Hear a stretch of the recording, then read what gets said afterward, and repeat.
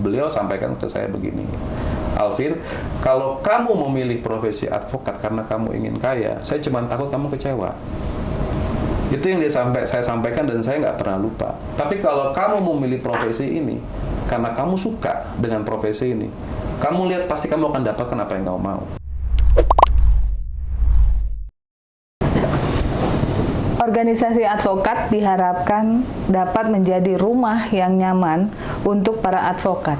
Akan tetapi yang terjadi adalah saat ini para advokat tidak bisa bersatu dalam satu organisasi advokat. Disadari atau tidak, perpecahan ini membuat atau menciptakan ruang abu-abu di mana bukan hanya aparat penegak hukum yang bingung, akan tetapi para advokat muda di mana mereka gamang dan menciptakan sikap apatis terhadap profesi ini.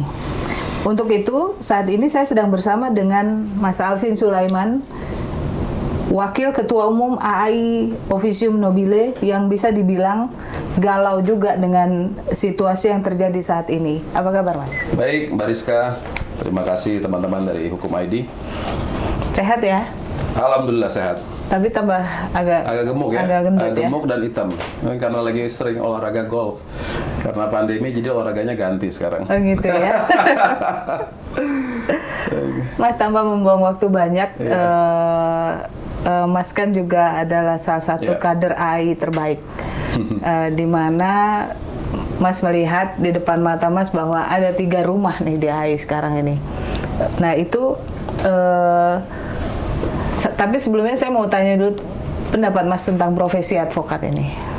Ya, profesi advokat bagi saya pribadi tentunya adalah profesi yang sangat saya idam-idamkan ya. Ketika saya memilih untuk mengambil jurusan hukum, memang pilihan saya cuma 2 pada saat itu, adalah menjadi dokter atau menjadi advokat gitu ya. Karena saya tahu bahwa advokat, dokter itu merupakan profesi yang mulia. Dan saya sangat senang dengan kemandirian di dalam profesi ini, dan bahkan kalau kita memandang dari sudut profesi sebagai mata pencaharian, profesi ini juga ada unsur skill wirausahanya. Dan juga kalau saya melihat sejarah di profesi advokat ini kan boleh dibilang adalah profesi yang sangat tua ya, bahkan dari zaman Cicero, kita lihat di literasi, bahkan di Indonesia dari zaman Belanda itu para founding fathers kita itu memperjuangkan bagaimana negara Indonesia itu betul-betul menjadi negara hukum, dan hukum itu menjadi berkeadilan bagi individu dan negara. Jadi kedudukan individu dan negara ini betul-betul seimbang di dalam suatu sistem hukum yang baik. Itulah yang diperjuangkan oleh advokat menurut saya gitu. Tapi saat ini Mas melihat kita harus disatukan dalam satu wadah kan. Nah, mulai dari dulu itu kan ribut terus tuh, mulai dari Pradin, terus ada Pokrol Bambu dan sebagainya. Nah, mengerucut ke Ikadin, terus pecah lagi dari AI dan 8 organisasi yang lainnya, mengerucut ke Pradi. Sekarang pecah lagi nih, dan bahkan tadinya yang melahirkan Pradi itu juga pecah lagi sekarang juga. Nah itu Mas melihat ini fenomena apa sih? Ya sebenarnya secara kalau saya melihat, boleh saya mencuri sedikit pendapatnya Pak Yap Tiamhin, itu di dalam pendapat mengatakan bahwa sebenarnya memang beliau, bahkan Bang Adnan Buyung ya pernah menyampaikan juga, bisa dicek di beberapa literasi yang kita lihat di internet, bahwa memang secara kuadrat itu memang profesi advokat atau organisasi advokat itu memang tidak mungkin disatukan, karena kemandirian itu, individu-individu ini kan berasal dari multikultural, jadi dari latar belakang background yang sangat berbeda-beda, sehingga segala apapun bentuk upaya advokat di dalam mempersatukan seluruhnya di dalam satu wadah itu selalu tidak pernah terwujud. Sebagaimana tadi Mbak Rizka sampaikan kan, Pradin pun pada akhirnya tidak bisa bertahan dalam satu wadah organisasi profesi, sampai akhirnya timbul yang namanya Ikadin. Jadi kalau saya sampaikan, memang secara kuadrat memang profesi ini memang susah untuk disatukan seperti itu, karena kemandirian dari masing-masing individu ini yang memang berasal dari kultural dan cara pandang, cara ideologi yang nggak sama seperti itu. Berarti kalau kita mau narik benang merahnya itu dari Mas tadi bilang kultur ya. Kultur itu dari person to person, dari adat istiadat dan sebagainya bisa ya. Ya, adat istiadat, cara berpikir ya kan, yang masing-masing itu tidak sama. Karena ini kan memang profesi yang melekat kepada individunya. Ya, sebagai profesi yang mandiri, yang bebas, yang memiliki kebebasan berpikir satu dengan yang lainnya. Bahkan ya kalau dulu kita perhatikan kan kayak 8 organisasi advokat yang berbeda itu kan sebenarnya masing-masing 8 organisasi itu punya kesamaan ideologi ya. Misalnya kayak dulu HKHPM karena backgroundnya mereka adalah pasar modal, mereka berada dalam satu wadah yang sama seperti itu. Misalnya kayak Asosiasi Pengacara Syariah Indonesia ya kan, itu pun juga berada dalam satu ideologi yang sama gitu. Walaupun memang kita lihat perpecahan organisasi advokat yang terjadi ini bukan kepada latar belakang backgroundnya, tapi memang lebih kepada bagaimana kelompok gitu ya, atau mungkin kelompok yang didominasi oleh individu-individu yang mendominasi ini ingin tetap bertahan dan bercokol dalam suatu organisasi tersebut. Itulah yang melahirkan perpecahan-perpecahan yang saat ini terjadi. Itu yang saya lihat. Berarti kultur menimbulkan ego juga gitu ya? Seperti itu kurang lebih Mbak Rizka. Ya, terus bagaimana kita memperbaiki ini kalau menurut Mas? Pertama begini, saya ketika dulu awal di 2019 saya terpilih sebagai ketua organisasi profesi advokat AAI di Jakarta Selatan sebagai ketua cabang. Memang modal dari semua institusi, khususnya kalau yang saya lihat ya, itu adalah komunikasi. Ya, komunikasi antara individu yang satu dengan individu yang lainnya. Makanya itu yang saya selalu sampaikan, bagaimana AAI dalam hal ini AAI Selatan itu bisa menjadi rumah bersama para advokat. Segala macam permasalahan, baik pekerjaan maupun hal-hal lain itu bisa diselesaikan dalam wadah kita ini, gitu kan. Itulah fungsi organisasi profesi sebenarnya. Dan kita ini karena berangkat saling menghargai satu sama lain, semua adalah teman, cara berkomunikasinya juga enak. Apapun yang kerikil-kerikil yang mungkin itu bisa disulut sebagai perpecahan itu gampang sekali diredam, karena memang kita selalu membangun hubungan itu seperti sahabat, seperti saudara, seperti teman gitu ya. Itu yang selalu kita pelihara di Jakarta Selatan, dan saya melihat sampai saat ini Jakarta Selatan tetap kompak, walaupun kita sekarang juga akhirnya harus memilih gitu ya untuk mengikuti kepada salah satu DPP AAI. Itu yang saya lihat sih. Tapi konflik ini, Mas, itu kan menimbulkan ruang abu-abu. Yeah. Kita bilang ruang abu-abu atau kegamangan di para anggota-anggota muda, termasuk Mas Alvin. Kita pernah bangga, AAI pernah bangga dengan mempunyai cabang yang kuat ya, seperti Bandung kuat sekali, terus Selatan dipimpin oleh orang kader-kader yang AAI yang muda, kayak Bang Nahot di pusat, terus Mas Alvin di Selatan, Bandung Kak Wenda. Nah itu harus duduk sekarang itu, dan nggak boleh sudah ada sekat ya komunikasi, mau nggak mau kita harus mau mengakui bahwa sekarang ada sekat komunikasi. Nah itu bagaimana cara Mas untuk menyambungkan kembali? Ya, saya melihat begini, khususnya untuk generasi muda, berada di dalam suatu organisasi advokat dan bahkan menjadi pengurus itu merupakan suatu kebanggaan yang tidak ternilai. Itu yang saya lihat ya.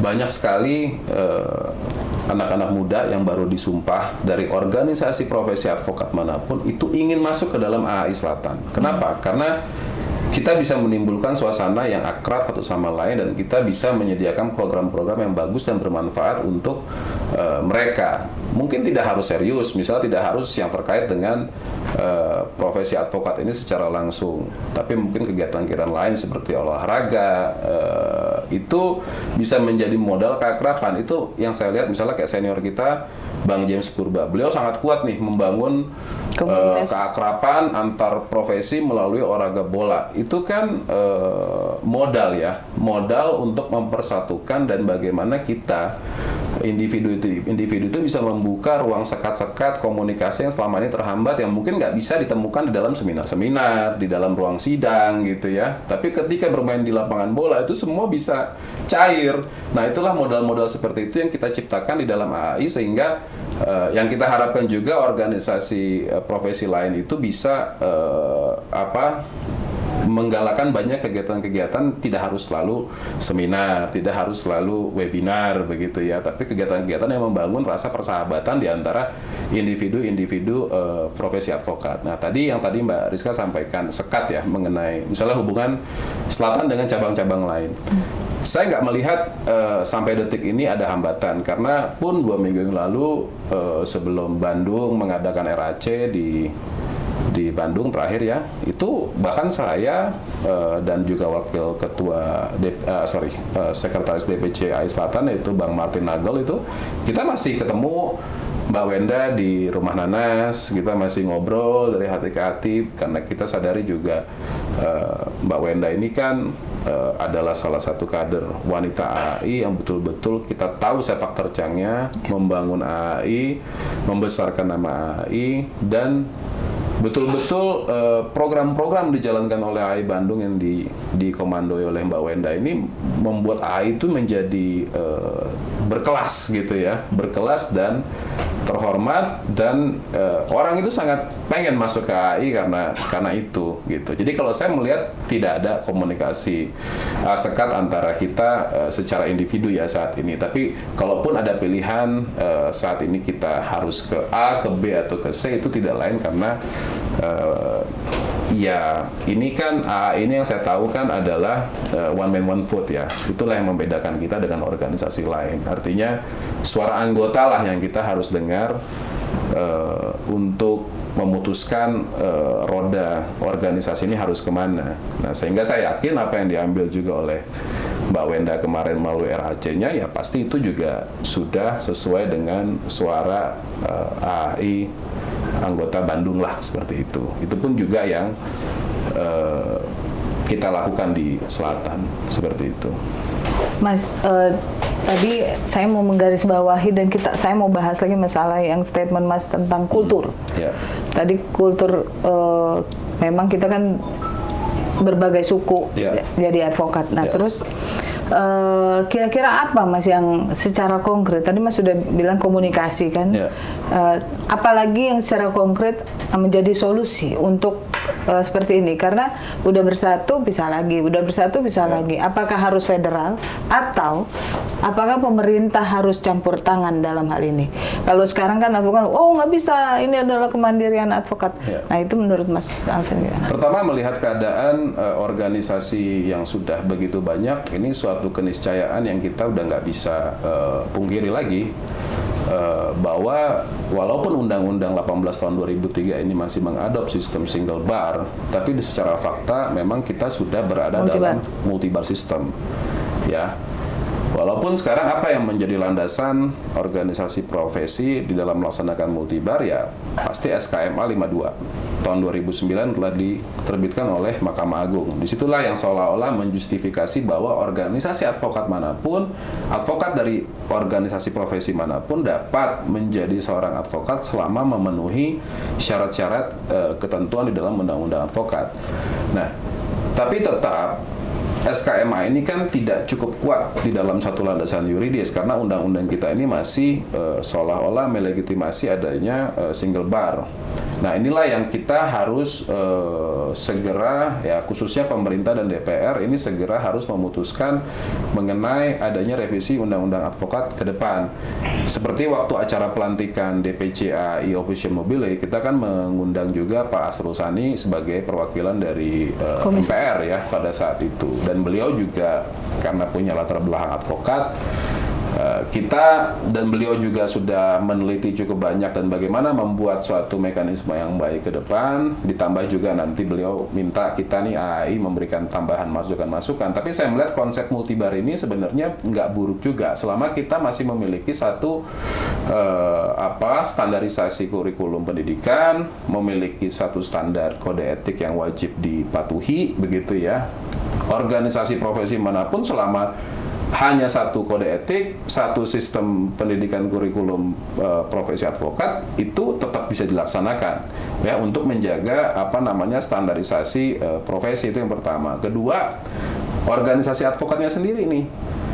Kita kan kalau melihat dari undang-undang memang pendidikan ini semua diserahkan kepada organisasi profesi. Pelantikan pun juga diserahkan kepada organisasi profesi. Nah, tapi kan kita juga nggak mau orang bisa bikin organisasi profesi besok mungkin gampang ya kan, tinggal datang ke notaris, ajukan permohonan ke Kumham, besok sudah jadi organisasi profesi. Nah, itulah yang harus dipikirkan, apa standarisasi sebuah organisasi profesi advokat ini dapat berdiri. Kalau saya, ya mungkin nih usul ekstrim saya ya, kalau saya menyarankan lebih baik organisasi profesi advokat ini dibuat seperti partai politik, seperti parpol. Jadi mereka itu harus ada minimal standarisasi threshold, dalam arti adanya minimum keterwakilan cabang di dalam profesi mereka. Misal let's say ada keterwakilan di 27 provinsi atau mungkin 25 provinsi. Itu sudah cukup untuk bisa menjalankan fungsi-fungsi organisasi profesi seperti pendidikan, pelantikan ya. Itu boleh dilaksanakan. Tapi kalau seandainya misalnya mereka tidak bisa hidup, tidak punya keterwakilan cabang, tidak mampu membuat cabang-cabang di Nusantara, ya mereka tidak bisa memenuhi syarat organisasi profesi itu. Jadi nggak segampang itulah menjalankan organisasi profesi, melainkan ya mereka betul-betul harus memiliki sistem yang baik, keterwakilan cabang yang cukup, terus kemudian masing-masing cabang itu misalnya harus memiliki kegiatan bantuan hukum cuma-cuma gitu ya, yang ada standarisasinya.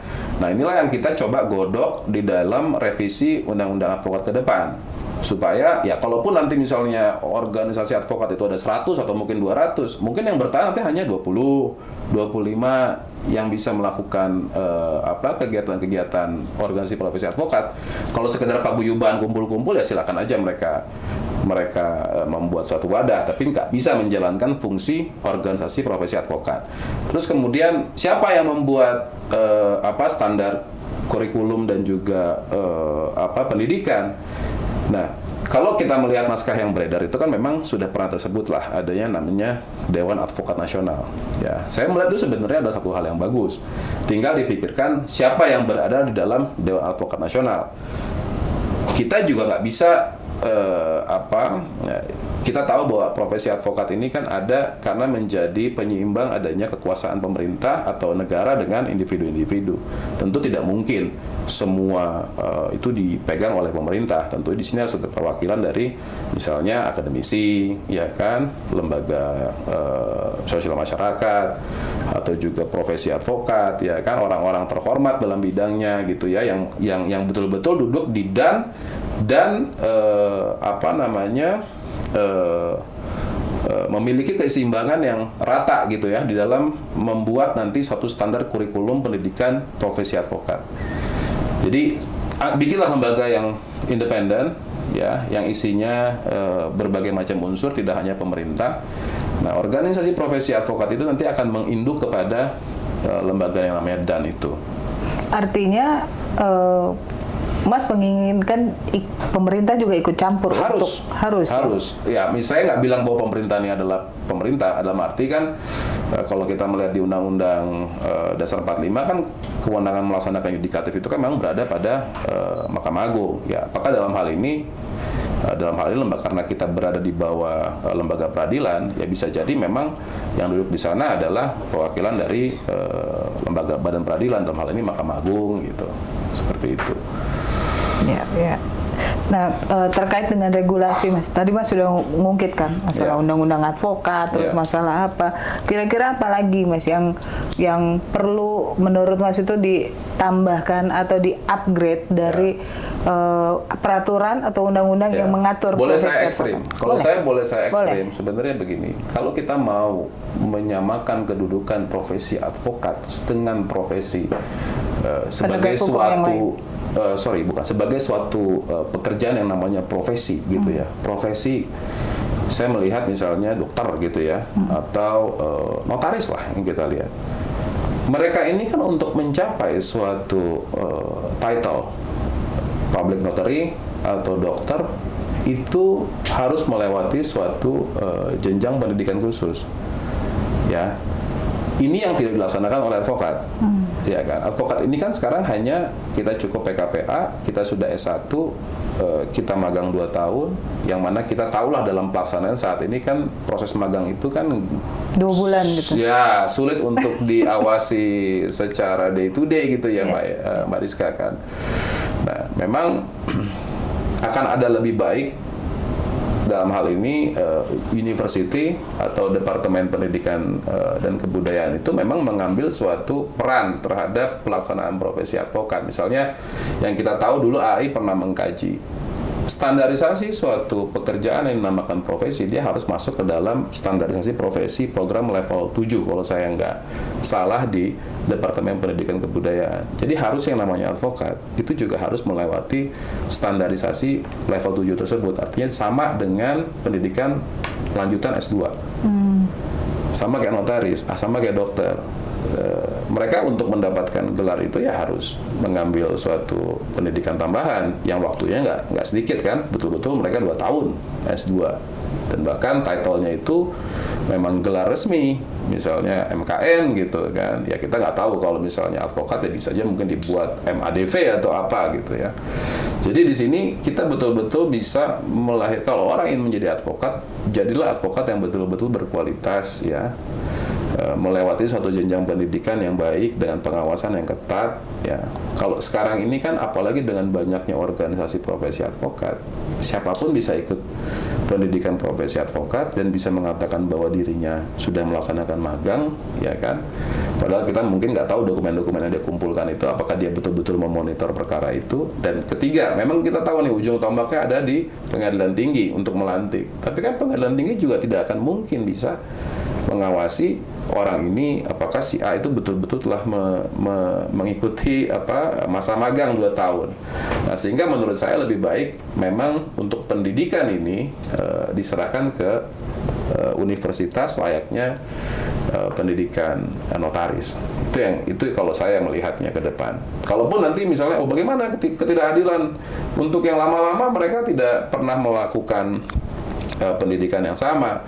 Menurut saya juga tidak bisa disamakan antara yang generasi saya, mungkin generasi yang akan datang terhadap lahirnya advokat. Waktu masa kita, saya jujur, saya dulu 2 kali PKPA. Karena waktu di tahun 2003 itu, 2002 ya, itu Pradi belum ada. Makanya saya ikut pendidikan AI pada saat itu.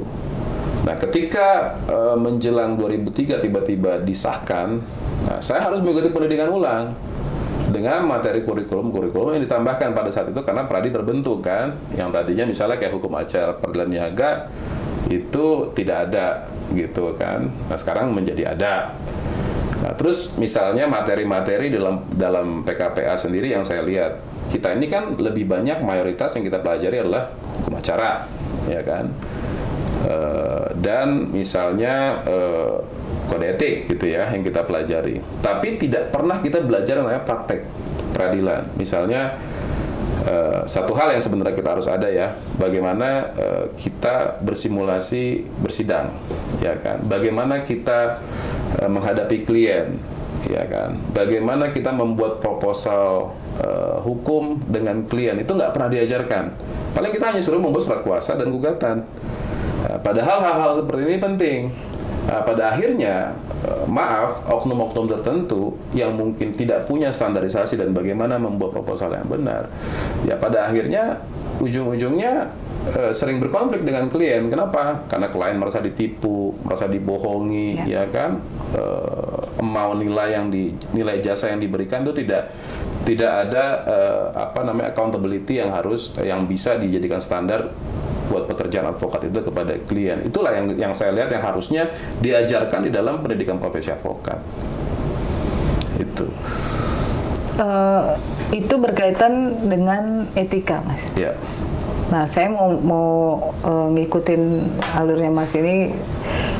Suka nggak suka, mau nggak mau, kita diperhadapkan dengan terdegradasinya moral dan etika para advokat. Nah, itu bagaimana Mas memandang ini dan apa kira-kira solusinya? Pertama, saya melihat dengan kemajuan informasi, terutama sosial media, itu kan segala bentuk informasi apapun tidak mungkin terbendung ya, apalagi untuk generasi sekarang. Orang itu mudah melihat dan mencap dan menstigmakan bahwa advokat itu lekat dengan profesi kemewahan. Ya, misalnya ditonjolkan oleh advokat-advokat tertentu di sosial media menggunakan Lamborghini, rumah mewah dan lain sebagainya, begitu kan, sehingga orang melihat bahwa profesi advokat itu memang ya ujungnya, endingnya adalah menjadi orang kaya, ya kan. Nah, tiba-tiba ketika kita masuk ke dalam profesi ini, kok nggak berkesesuaian dengan apa yang kita lihat di sosial media. Ini fakta yang saya hadapi ya. Nah, ternyata untuk bisa menjadi seperti itu, banyak pilihan cara yang bisa dilakukan. Ya, tidak berkesesuaian antara orang yang pintar pasti akan sukses ya advokat ini. Tidak berkesesuaian antara orang yang misalnya punya network yang bagus, dia pasti juga akan kaya. Tidak. Memang profesi ini menurut saya adalah profesi yang unik. Di sini juga ada unsur luck lah ya untuk keberhasilan dalam menjalankan profesi ini. Satu hal yang saya tidak pernah lupa ketika saya pertama kali memilih mau menjadi profesi ini, saya berkomunikasi dengan Profesor Indrianto Seno Aji yang saat ini sekarang menjabat sebagai Dewas KPK. Beliau sampaikan ke saya begini, Alvin, kalau kamu memilih profesi advokat karena kamu ingin kaya, saya cuma takut kamu kecewa. Itu yang saya sampaikan dan saya nggak pernah lupa. Tapi kalau kamu memilih profesi ini karena kamu suka dengan profesi ini, kamu lihat pasti kamu akan dapatkan apa yang kamu mau. Tapi jangan pernah kamu masuk ke dalam profesi ini karena kamu ingin kaya. Kamu akan kecewa dengan apa yang kamu bayangkan. Dan itu betul seperti apa yang saya rasakan. Betul seperti yang saya alami ya. Misalnya waktu kita dulu saya sempat berkarir cukup lama di kantor orang, sekitar 3 tahun menuju ke 4 tahun, dan pada akhirnya saya memilih untuk membuka kantor sendiri. Itu saya tahu bahwa kita sangat struggling ya, artinya dari segi klien kita belum punya, mungkin pun kalau ada kita belum bisa meyakinkan untuk bisa memberikan standarisasi harga yang sesuai yang kita mau, begitu ya kan. Saya ingat pertama kali saya buka kantor, perkara pertama saya adalah perkara perceraian di Pengadilan Negeri Cibinong. Itu saya nggak pernah lupa. Dan kita dibayar dengan sangat kecil. Tapi kita rasakan kita senang sekali mendapatkan perkara itu, kita senang dan kita bangga. Kita buka kantor, kita sudah punya case. Itu kita jalankan dengan tulus dan itu pekerjaan dilaksanakan selesai dengan baik. Setelah kasus itu selesai, saya nggak tahu bagaimana tiba-tiba klien itu berdatangan. Apakah karena orang itu suka, orang itu mulai mengenali dengan teman-temannya yang lain, saya mulai adanya pengakuan dari kelompok-kelompok teman gitu ya kan. Nah, jadi itu yang saya mulai pahami adalah ketika kita mau menjalankan profesi ini karena kita suka, kita senang, saya yakin kita akan berhasil di profesi ini. Tapi kalau sudah motivasinya karena sosial media melihat itu ingin kaya, pada akhirnya ya sorry itu saya pasti dia akan menemukan kekecewaan, dan pada akhirnya tadi Mbak Rizka sampaikan mungkin akan melakukan cara-cara yang quote and quote instan ya di dalam meraup kekayaan materi itu gitu loh. Itu yang saya coba note untuk mengingatkan buat diri saya sendiri ya. Sampai saat ini saya terus mengingatkan diri saya soal itu, juga ke teman-teman dan bahkan mungkin ke adik-adik yang baru dilantik sebagai advokat atau mau akan menjadi advokat. Itu aja yang saya coba akan sampaikan pesan ini gitu. Tapi aku agak sedikit melebar, Mas. Iya. Mau membahas masalah kalau mau kaya, ya lu jadi advokat gitu Iya. kan. Nah itu tadi Mas pesan yang itu mungkin bisa lebih spesifik supaya karena bangsa pendengar kita ini Iya. adalah para advokat muda dan para Iya. mahasiswa. Iya. Sampaikan lagi dong Mas, apa yang Prof. Indrianto itu untuk Mas pegang Ya. sampai saat ini? Pertama, saya sampaikan kalau kita memilih profesi advokat ya karena hanya ingin kaya, yang kita akan temukan adalah kekecewaan di dalam profesi ini. Tapi kalau kita memilih profesi advokat karena kita senang ya, karena kita suka, kita pasti akan menemukan keberhasilan dengan jalannya ya. Misal begini, kita sebagai advokat, kita tahu kita bisa punya klien, bisa tidak punya klien, ya kan? Kalau advokat, makanya saya juga ingat salah satu senior mengatakan siapa? Pak Frans Hendra Winarta. Beliau sampaikan, kalian itu baik ada klien, tidak ada klien, kalian harus rapi. Ya kan, kalian harus mengenakan jas misalnya gitu ya. Kalau pada saat itu, kalau saya lihat sekarang generasi saya banyak nih advokat yang tidak pakai jas, kayak saya hari ini juga nggak pakai jas gitu ya. Malah sekarang kalau di pengadilan kita lihat banyak yang pakai batik. Nah, yang saya coba sampaikan bahwa advokat itu baik ada klien tidak ada klien, misalnya kita memang harus punya kemampuan untuk memarketingkan diri kita tentu dengan cara-cara yang baik ya, bukan dengan seperti kita berdagang sepatu gitu kan atau berdagang baju, beda ya. Misalnya bagian kayak podcast ini Mbak Rizka wawancara dengan saya besok dipublish, ini kan sebenarnya bagian daripada marketing strategi juga, walaupun dengan cara-cara yang masih dibenarkan secara standarisasi kode etik advokat gitu ya. Nah, kalaupun tidak ada klien, apa yang bisa kita lakukan? Mengupgrade kemampuan diri kita. Satu, kita baca buku, kita ikut seminar, ikut pendidikan tambahan. Ya, jadi kayak prinsip tentara gitu kan. Mereka tidak berperang, tapi kalau nggak berperang ya mereka latihan. Jadi ketika perang itu datang mereka sudah ready. Nah, itu yang saya mau katakan adalah begitu kalian sudah memilih sebagai profesi advokat, percayalah kalau kalian serius terhadap diri kalian, kalian belajar yang benar, mengisi waktu kekosongan kalian di dalam menunggu kehadiran klien, pasti klien itu akan datang. Dan percayalah bahwa kita ini kan juga orang beriman kepada Tuhan ya. Alam semesta ini semua pasti akan memberikan apa yang kita usahakan dengan baik. Makanya jangan memilih profesi ini karena kita melihat si A pakai Lamborghini gitu kan. Orang itu mendapatkan Lamborghini itu kan terlihat mudah karena kelihatan saja, tapi kita juga nggak tahu bagaimana perjuangan dia di dalam mendapatkan Lamborghini itu. Nggak semudah itu dia dapatkan. Ya kan, dan kita tahu gitu bahwa dia sangat total menjalankan profesi ini dan dikenal dan memilih misalnya spesialisasi tertentu di dalam profesi advokat. Misalnya ya banyak spesialisasi kan, ada yang ahli di pidana, ada yang di ahli kepahilitan. Ya pilihlah salah satu yang betul-betul membuat kalian itu unik dan spesifik gitu lah. Itu saran saya sih. Kalau kita mau mengkaitkan degradasi moral dan etika ini dengan perpecahan organisasi advokat, bisa nggak, Mas? Saya nggak melihat gini. Kalau persoalan etik itu kan sebenarnya ya gini, persoalan etika itu menurut saya dari setiap profesi itu ada lah ya, tidak harus advokat. Sehingga saya tidak bisa menyimpulkan bahwa perpecahan organisasi advokat dengan adanya degradasi moral dan etika itu saya belum bisa lihat ke sana. Tapi kalau saya melihat bahwa perpecahan organisasi advokat ini adalah karena adanya kepentingan-kepentingan dalam kelompok tertentu untuk mempertahankan jabatannya, atau saya melihat adanya komunikasi yang buruk ya antara satu dengan yang lainnya, itulah yang menyebabkan perpecahan organisasi profesi. Karena ini saya rasakan di dalam generasi muda. Saya melihat misalnya begini, waktu di organisasi profesi advokat tertentu saya lihat laporan kode etik terhadap rekan sejawat itu pada generasi pendahulu kita itu banyak sekali. Bahkan saya sudah berkomunikasi ya dengan salah satu petinggi di organisasi profesi, memang laporan terhadap rekan sejawat yang dilakukan oleh rekan sejawat lain itu banyak.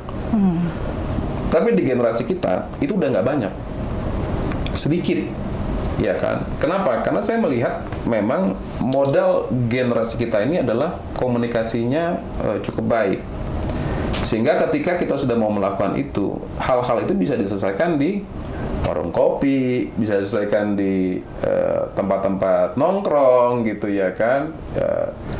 Handphone juga selalu mudah kita berkomunikasi gitu ya. Jadi kan laporan-laporan itu kan muncul karena komunikasi yang buntu, karena tidak bisa berkomunikasi. Dan kita tetap profesional, rahasia klien harus dijaga, tapi bukan berarti kita menutup diri terhadap rekan sejawat. Itu yang saya mau sampaikan. Ya, kita profesional, kita harus jaga rahasia klien, tapi bukan berarti kita menutup diri terhadap komunikasi terhadap rekan sejawat kita sendiri. Itu yang saya coba selalu jalankan.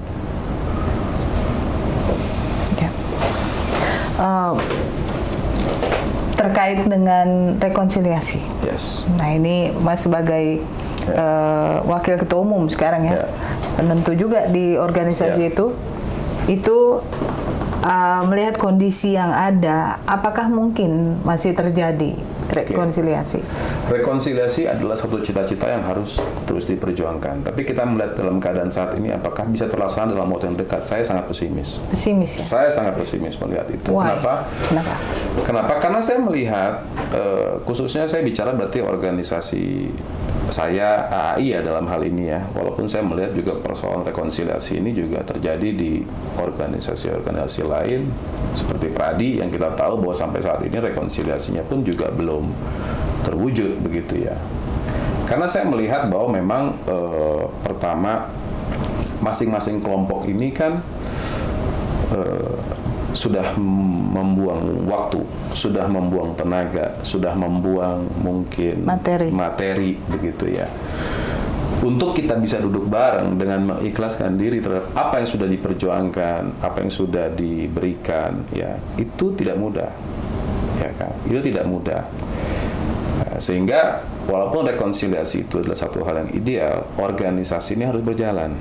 Makanya kita juga melihat misalnya ada salah satu DPP AAI yang sudah membentuk cabang Jakarta Selatan. Saya bilang, ada juga yang sudah membentuk cabang Jakarta Pusat. Apakah kita marah? Tidak. Kenapa? Karena kita tahu itu adalah bagian dari caranya untuk mempertahankan roda organisasinya. Kalau organisasinya itu tidak memiliki cabang, bagaimana dia bisa berjalan? Walaupun kita tahu, kita hargai sebelum cabang itu ada, sudah ada komunikasi juga dengan kami untuk sowan lah, meminta izin. Itu yang kita sampaikan. Kalau kita bilang, oh jangan, nggak boleh ada cabang di luar kami, ya artinya kan yang kita harus fatwa rekonsiliasi bagaimana cuma hanya satu cabang. Tapi kan faktanya keadaan ini nggak bisa berjalan. Jadi kita harus adil juga dong buat mereka yang saat ini juga harus eksis. Nah, tinggal kalau menurut saya melihat AA ini terpecah menjadi 3, saya kok nggak melihat ini sebagai satu hal yang negatif juga. Kenapa? Karena masing-masing AA ini sekarang berlomba-lomba memberikan warna yang baik buat AAI dengan program-program yang baik. Nah, jadi saya melihat malah ini semakin besar dengan adanya 3 AAI. Nah, tinggal karena tema hari ini adalah generasi muda dan generasi penerus, satu hal yang saya bicarakan, komunikasi di antara kita jangan buntu.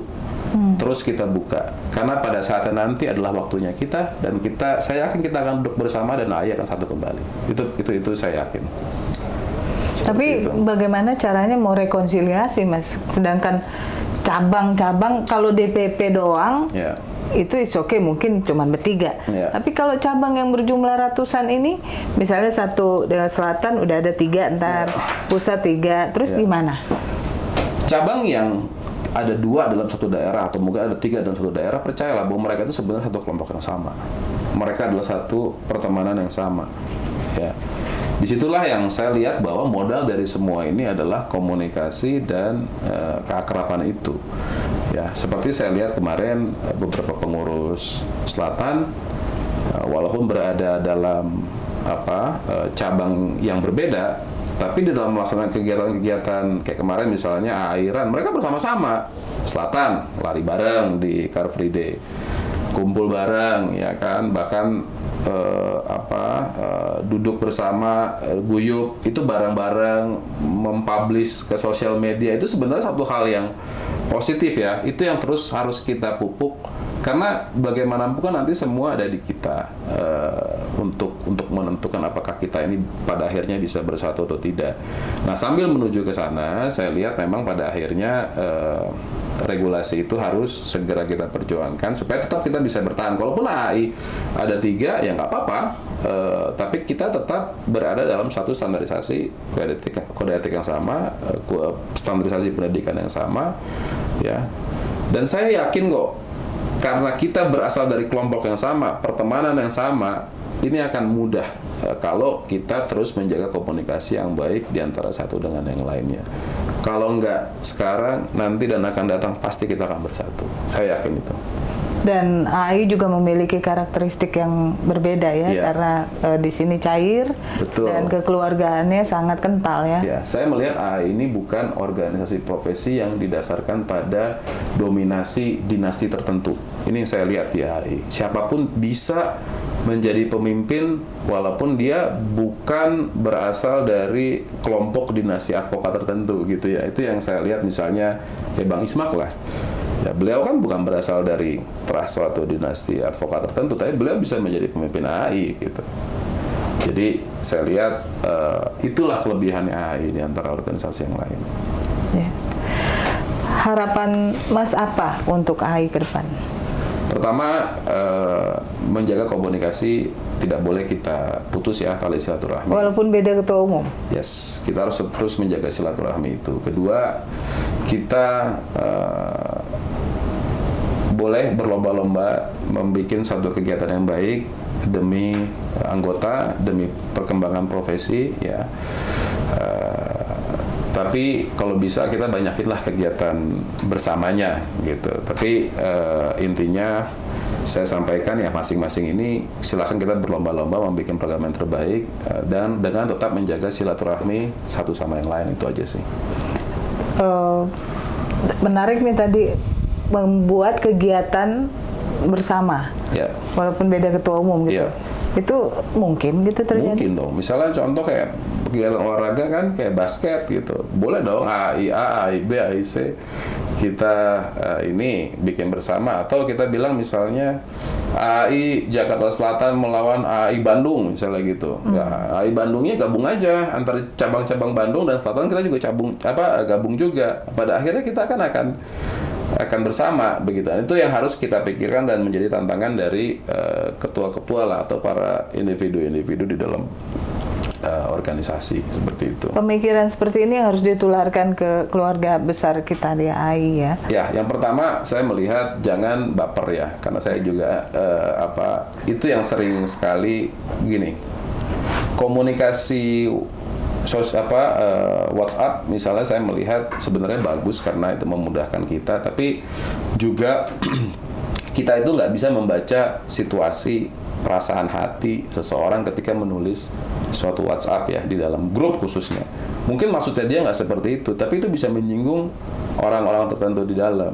Nah, itu yang juga kita harus belajar bagaimana menyampaikan suatu komunikasi yang baik. Itu maksud saya juga dalam hal memberikan pesan-pesan secara tertulis. Dan banyaklah melakukan pertemuan fisik dan silaturahmi. Nah, orang ini kadang udah malas nih karena udah ada WhatsApp, membicarakan suatu kegiatan aja semua udah via grup WhatsApp ya kan, atau mungkin sekarang ya karena pandemi kita banyak via online Zoom dan lain sebagainya. Nah, dengan situasi yang seperti ini saya rasa ada langkah baiknya kita banyakinlah kegiatan-kegiatan berkumpul yang positif gitu kan, melalui olahraga maupun kegiatan-kegiatan bersama yang bisa menunjang kemajuan profesi advokat ke depan, seperti itu. Ada lagi Mas pesan khusus untuk para advokat muda yang sekarang ini gamang. Ini mau ikut mana sih gitu kan, ini gini ya, dan melalui pesan Mas ini itu akan menghapuskan anasir-anasir buruk. Coba Mas. Ya, pertama saya melihat bahwa ketika memilih organisasi profesi, ketahuilah sejarah profesi advokat itu seperti apa. Ya, yang kita tahu bahwa advokat itu terakhir didirikan oleh 8 organisasi pendiri advokat. Nah, saya tidak menyarankan bagi teman-teman jika ingin berorganisasi advokat pada akhirnya memilih untuk membuat organisasi profesi baru. Saya tidak menyarankan seperti itu. Kenapa? Karena membuat organisasi profesi itu tidak mudah seperti membuat suatu perkumpulan, ya kan? Karena di situ banyak sekali yang harus dipikirkan detailnya, mulai kurikulum, standarisasi, kode etik, menegakkan kehormatan dan lain sebagainya. Itu lebih baik ikutlah organisasi profesi yang sudah ada. Ya, jadi kalau 8 organisasi profesi itu ya silakan teman-teman udah tahu. Dan juga misalnya saat ini masih ada Pradi ya, nah, ikutlah Pradi. Tapi saya tidak menyarankan untuk membentuk suatu organisasi profesi baru gitu. Kita manfaatkan organisasi yang sudah ada karena di sini ada sejarah yang sudah dibangun gitu. Itu saja. Ya. Dan satu lagi Mas, jangan baper berkata. Jangan baper. Jangan baper. Kalau Bang Isfak bilangnya jangan baper, karena kalau yang baper itu hanya pacaran. Oh gitu ya. Oke. Oke. Terima kasih Mas Alvin, waktunya kita dapat banyak nih, dan semoga para advokat muda tidak gampang lagi, udah ada titik cerah. Ya. Bagaimana caranya kita rekonsiliasi ya. Ya. Pilihlah organisasi advokat yang sudah berdiri dan sudah punya sejarah, dan jika ingin masuk AI jangan sungkan-sungkan masuk AI Officium Nobile.